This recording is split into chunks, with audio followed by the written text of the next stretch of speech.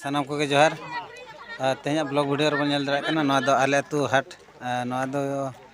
ना रविवार खन एतहब कना तेज दो सेकेंड दिन कना तेज बुधवार बुधवार हुआ तो नोडे बन नेल दाड़ा कना हाट चेद लेका बैसाव कना और नोआ दो नवा गे हां ले बैसावेआ ओना खातिर ते सानाम को नेहर पे जहागे नोआ सुर रे अब आदिवासी व्यापारी को हेना को और हेना पे लगन हिजु तवन पे और नोडे अगुई तवन पे नोडे सेता खन हुआ तारासिन धाबी आदो ओना खातिर ते सानाम को गे नेहर नोनका नुको हर को हज गदो कन गया इन हो को डिस्टर्ब गतिन गया ले लेते चेदा आदो नोआ दा उद्देश्य कना अबोरेन जहां तिना गे केरवाड़ मानमी को हेना को व्यापार उनको को साहर को लगे और बै बैते हर को बन जास्ती दी कना और छाती को जास्ती मा को व्यापार कना और अब मा बांगा ओना खातिर ते गे अब चेद लेकारे व्यापार बन आंगना और नुको नोडे नोडे दो हाकू बा नोडे दो जिल को गेरेआ नोडे हर को जारा कना नेल दरा को कना बन अतो सनाम नोआ सुर रे जहां तने गे हेना पे संतार व्यापार को अगुई ताउन पे नोडे पूरे नोडे दो अब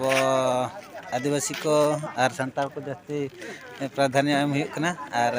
नोडे में एखन आले संतार अतु कन गया और हेज लेनखान पे नपाय व्यापार को जहां गे हेना तपे बिजनेस रिया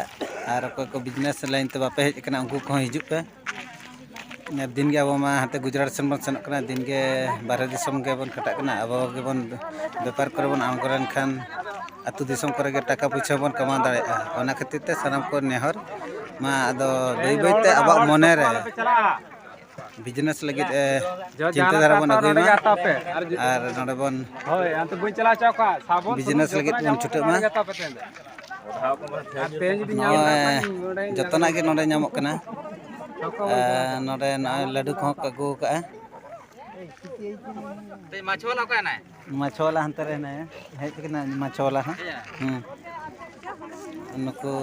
परिवार को अगू का अभी सफिशिएंट अगू का नोडे जतना गे लेल का नाम हुडी हुडी गे नवा गे रे हां पूरा सफिशिएंट जतना गे नामो और सांडीपाड़ा को हिजुआ हुआ और रविवार खन सांडीपाड़ा साथे सिम को अखरिंग अकोय सिम को अखरिंग का उनको को तापरे नोडे हुड़ू खुटी को बैसा और साथे नोडे चुक्ति को अखरिंगा साकाम को ओना को बाचकम को ओना को जतो अखरिंगोआ ओनाते जहां तीन व्यापार के मेना पे तबना जहां के पे नेलेआ और पे आंजम नामेआ तबे खान निहती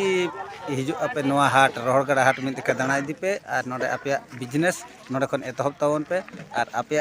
नवा जीवन नोडे खन के मा एतहब तावन पे बिजनेस रे ओनागे इन पाटा खन ना लक्ष्मण मुर्मू ब्लॉग पाट वीडियो पाटा खन अड़ी अड़ी नेहर मा तबे खान नोडे के मुचाद दिया सनाम को के जोहार और नवा वीडियो ना ब्लॉग वीडियो अकोय को जदी बापे शेयर का शेयर तावन पे सब्सक्राइब तावन पे नोका के नवा नवा ना